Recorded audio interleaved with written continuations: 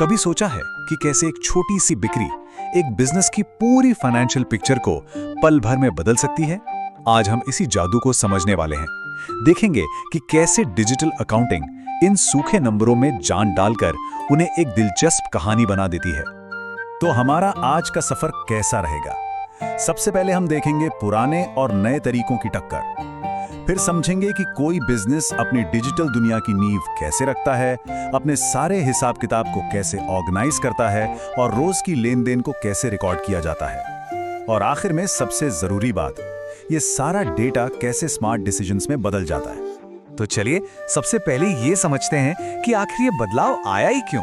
मतलब कागजों के उन बड़े बड़े ढेरों से निकलकर इन पावरफुल डिजिटल प्लेटफॉर्म्स तक हम पहुंचे कैसे। और ये सिर्फ टेक्नोलॉजी का अपग्रेड नहीं है, ये तो पूरी सोच बदलने वाली बात है। देखिए, यहाँ पर फर्क बिल्कुल साफ है। एक तरफ है वो पुराना मैनुअल सिस्टम जो कागजों के बोझ तरह दबा हुआ है, जहां गलतियां होने के चांस भी ज्यादा हैं और काम भी कछुए के चाल से चलता है। और दूसरी तरफ कंप्यूटराइज्ड सिस्टम जो न सिर्फ रॉकेट की स्पीड से काम करता है बल्कि ये भी पक्का करता है कि हर कैलकुलेशन एकदम एक्यूरेट हो।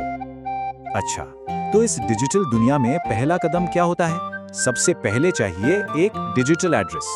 बिल्कुल वैसे ही जैसे असल दुनिया में किसी दुकान का एक पता होता है ना, वैसे ही हमें अकाउंटिंग सॉफ्टवेयर के अंदर अपने बिजनेस के लिए एक डिजिटल पहचान, एक डिजिटल घर बनाना पड़ता है। और ये प्रोसेस ना एक मजबूत नींव डालने जैसा है।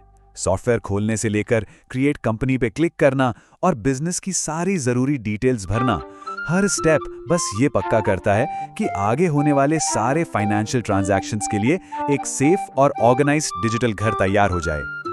तो घर तो बन गया, अब बारी है उसमें सामान जमाने की, उसे ऑर्गेनाइज करने की। इसे ऐसे समझिए कि हम एक डिजिटल फाइलिंग कैबिनेट बना रहे हैं, एक ऐसी अलमारी जहां हर चीज के लिए एक अपनी खास जगह होगी, ताकि जब जरूरत पड़े तो कुछ भी ढूंढना चुटकियों का काम हो। तो इस डिजिटल कैबिनेट की जो बड़ी बड़ी दराजें हैं ना, उन्हें हम कहते हैं ग्रुप्स। ये हैं मेन कैटेगरीज, जैसे बैंक अकाउंट्स का एक दराज, फिक्स्ड एसेट्स यानी कि संपत्ति का दूसरा दराज। सारा ऑर्गेनाइजेशन यहीं से शुरू होता है। ठीक है, तो दराजें बन गई। अब इन दराजों के अंदर हम बनाते हैं अलग अलग फोल्डर्स और इन्हीं को कहते हैं लेजर्स। हर लेजर एक स्पेसिफिक खाते के लिए होता है, जैसे पीएनबी बैंक का खाता या फिर किसी खास कस्टमर का खाता। जो असल लेन देन की एंट्री होती है ना, वो यहीं पर होती है। और इस तरह से पूरा सिस्टम एकदम सेट हो जाता है।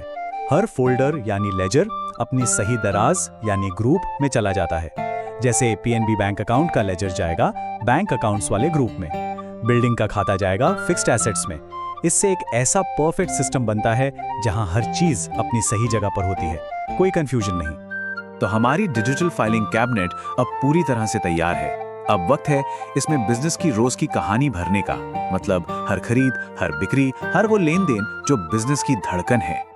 तो सवाल ये है कि ये होता कैसे है। Let's take an example. मान लीजिए किसी दुकान पर एक कस्टमर आया और उसने कुछ सामान खरीदा। अब इस छोटी सी सेल को सिस्टम में रिकॉर्ड कैसे किया जाएगा? इसका जवाब है एक वाउचर बनाकर। वाउचर और कुछ नहीं, बस उस ट्रांजैक्शन का एक डिजिटल प्रूफ है। ये साफ साफ बताता है कि कौन, क्या और कितने का सामान बिका। इसे आप उस बिक्री की एक डिजिटल रसीद समझ सकते हैं। बिल्कुल सही कहा है कि हर ट्रांजैक्शन एक कहानी है और वाउचर्स उसे बताने का तरीका है। और जब ये छोटी छोटी कहानियां, ये सारे वाउचर एक साथ जुड़ते हैं ना, तो वो बिजनेस की पूरी फाइनेंशियल स्टोरी बन जाते हैं। तो अब तक जो भी तैयारी की गई है, कंपनी बनाना, लेजर सेट करना, वाउचर की एंट्री करना, उसका असली फायदा अब देखने को मिलेगा। ये वो आहा मोमेंट है जब डेटा सिर्फ नंबर्स नहीं रहता बल्कि एक पावरफुल टूल बन जाता है। चलिए एक सिचुएशन देखते हैं। मान लीजिए दिन की शुरुआत में प्रॉफिट एंड लॉस रिपोर्ट देखी जाती है और वो दिखा रही है कि अभी तक बिजनेस कैसा परफॉर्म कर रहा है। और फिर दिन में वो 2300 रुपए की सेल हुई जिसके बारे में हमने अभी बात की थी, और उसका वाउचर सिस्टम में एंटर कर दिया गया। और बस यही है डिजिटल अकाउंटिंग का असली मैजिक। जिस सेकंड वो वाउचर सेव होता है, उसी पल इंस्टेंटली हर एक रिपोर्ट, चाहे वो प्रॉफिट एंड लॉस हो या बैलेंस शीट, अपने आप बिना किसी गलती के अपडेट हो जाती है। इसका मतलब क्या हुआ? इसका मतलब ये कि अब रिपोर्ट्स के लिए घंटों या दिनों का इंतजार खत्म। बिजनेस की एकदम ताज़ा और एक्यूरेट फाइनेंशियल पिक्चर हमेशा सामने रहती है, और जब जानकारी रियल टाइम होती है तो फैसले भी बेहतर और तेज होते हैं। तो कुल मिला के फायदे क्या क्या हैं? सबसे बड़ा फायदा है ऑटोमेशन, जिससे टीडीएस काम खत्म हो जाते हैं। फिर है एक्यूरेसी, मतलब गलतियों की गुंजाइश ना के बराबर।